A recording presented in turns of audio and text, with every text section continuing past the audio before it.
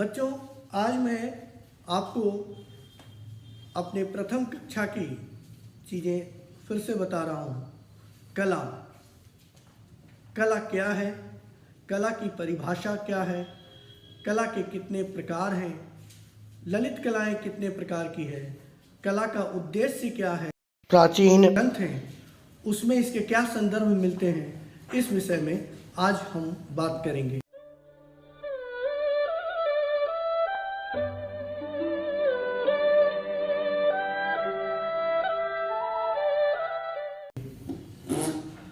कला बहुत ही व्यापक शब्द है जिसका प्रयोग मानव के द्वारा की गई सृजनात्मक गतिविधियों के लिए किया जाता है।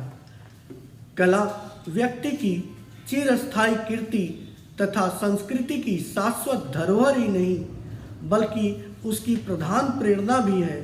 कला स्फूर्ति देती है, प्रोत्साहित करती है और हमें सुशिक्षित करती है।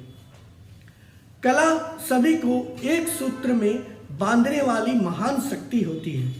कला मानव मस्तिष्क की वह क्रिया है जहां वह अपने अनुभव को किन्हीं निश्चित तत्व के साथ और सौंदर्य सिद्धांतों के आधार पर व्यक्त करता है। भारतीय ग्रंथ चित्रसूत्र में चित्रसूत्रकार मार्कंडेय मुनि ने कहा है, विश्रांतियस्य संभोगे सा कला न कला मता लीयते परमानंदे ययात्मा सा पराकला। अर्थात आराम प्राप्ति के उद्देश्य से भौतिक आनंद की प्राप्ति के लिए किया गया कार्य कला नहीं है, अपितु जिस कार्य से परम आनंद की उपलब्धि हो, ईश्वरीय आनंद की उपलब्धि हो, वही कला है।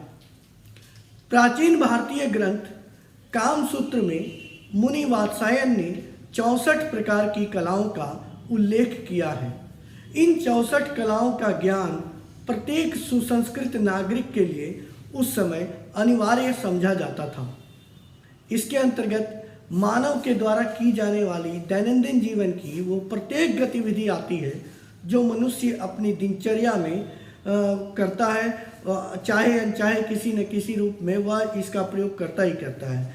जैसे सौंदर्य प्रसाधन सामग्री तैयार करना, पानी के बुलबुले बनाना, आँखों से इशारा करना, बाल संवारना, कूट भाषा में बात करना, विभिन्न प्रकार की वेशभूषा बनाना, पशु पक्षियों की बोली बोलना, मनभावन व्यंजन बनाना, ये सब चीज़ें 64 प्रकार की कलाओं के अंतर्गत आते हैं।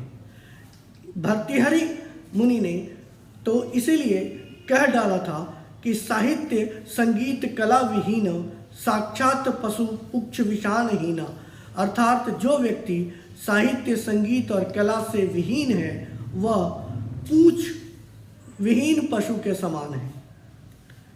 कला शब्द की उत्पत्ति संस्कृत में कल धातु में अच तथा टप प्रत्यय लगने से हुई है, जिसके कई अर्थ होते हैं। शोभा, अलंकरण, किसी वस्तु का छोटा अंश या चंद्रमा का 16वां अंश, यह भी कलाओं के रूप में जानी जाती है। वर्तमान में कला के अंग्रेजी के आर्ट शब्द का उपयोग किया जाता है जो लैटिन भाषा के शब्द आर्टेम या आर्ट से बना है। इसका भी अर्थ निर्माण करना या बनाना होता है। अब ललित कला क्या है? ललित कला वो विधा होती है जिसमें लालित्य उत्पन्न करने की क्षमता हो। ललित कला दो शब्द है, ललित और कला। ललित का संबंध सीधा सीधा लालित्य यानी सौंदर्य से है। वैसी गतिविधियां जो हमें सौंदर्य का आस्वादन कराए, सुख का आस्वादन कराए, आनंद की अनुभूति कराए, वो ललित कलाएं कही जाती हैं। ललित कलाओं को 5 विधाओं में विभक्त कर सकते हैं आप। संगीत कला, मूर्ति कला, चित्रकला, वास्तुकला और काव्य कला। इसमें संगीत कला को मंच कला के रूप में भी हम लोग जानते हैं। संगीत के अंतर्गत में नृत्य, वाद्य और गायन, ये तीनों चीज़ें आती है। काव्य कला साहित्य के अंतर्गत में है। इन 5 को सम्मिलित रूप से ललित कला कहा जाता है। अंग्रेजी में फाइन आर्ट्स कहा जाता है। फाइन आर्ट्स क्यों नहीं फाइन कॉमर्स होती है, क्यों नहीं फाइन साइंस होती है। यहाँ फाइन का भी जो शब्द का अर्थ होता है वह है बारीक विवरण, डिटेल्ड तरीके से किया गया कार्य जिसमें एक परफेक्शन हो। वास्तव में कला मानव मस्तिष्क की आत्मा की उच्चतम एवं प्रखरतम कल्पना एवं भावों की अभिव्यक्ति ही है। इसलिए कला युक्त कोई भी वस्तु बरबस ही पूरे संसार का ध्यान अपनी ओर आकृष्ट करती है। साथ ही वह उन्हें प्रसन्नचित्त और आनंदित भी कर देती है। वास्तव में यह कलाएं व्यक्ति की आत्मा को झंझोड़ने की क्षमता रखती है। एक प्रचलित उक्ति है कि भारतीय संगीत में वह जादू था कि दीपक राग के गायन से दीप प्रज्वलित हो जाते थे तथा पशु पक्षी अपनी सुध बुध खो बैठते थे।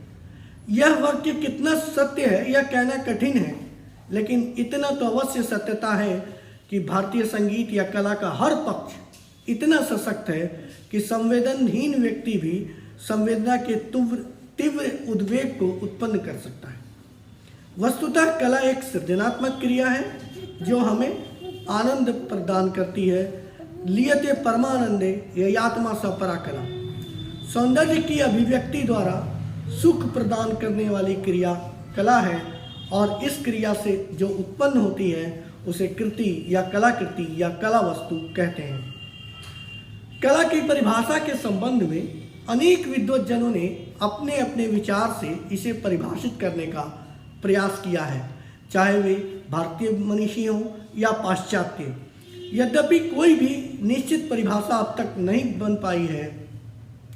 अपने अपने अनुभवों से विद्वानों ने इस पर चिंतन किया है। भारतीय विद्वानों में प्रख्यात कलाविद श्री वासुदेव शरण अग्रवाल के अनुसार मन के भावों को अधिकतम सौंदर्य के साथ मूर्त रूप में प्रकट करना ही कला है। कला गुरु रविंद्रनाथ टैगोर के अनुसार जो सत्य है और जो सुंदर है वही शिव रूप है, इसलिए वही कला है। अर्थात सत्यम शिवम सुंदरम कला का रूप है। परम आत्मा पर आत्मा की छाप है कला। मैथिली शरण गुप्त के अनुसार अभिव्यक्ति की कुशल शक्ति ही तो कला है। साकेत के पंचम सर्ग में इन्होंने उल्लेख किया है। जयशंकर प्रसाद के अनुसार ईश्वर के कृतित्व शक्ति के द्वारा मानव द्वारा सृजन की प्रेरणा से किया गया कार्य कला है।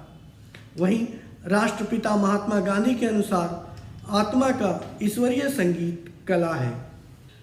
साहित्यकार अज्ञेय के अनुसार कला अपर्याप्तता के विरुद्ध विद्रोह है। पाश्चात्य दार्शनिकों में प्लेटो के अनुसार प्रत्येक मनुष्य सौंदर्य को अपना प्रेमास्पद मानता है, अर्थात कला का प्राण सौंदर्य है। अतः इनके अनुसार कला सत्य की अनुकृति है।